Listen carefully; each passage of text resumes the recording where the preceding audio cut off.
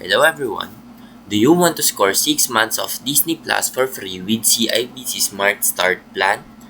I will show you how to claim this awesome offer. First, you will need to open a CIBC Smart Start account. This is a student or young professional account designed for managing your finances easily.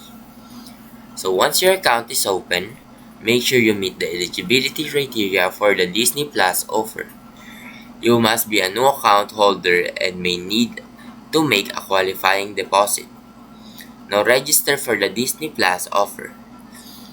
So after your account is set up and verified, CIBC will send you an email or notification with details on how to claim Disney Plus offer.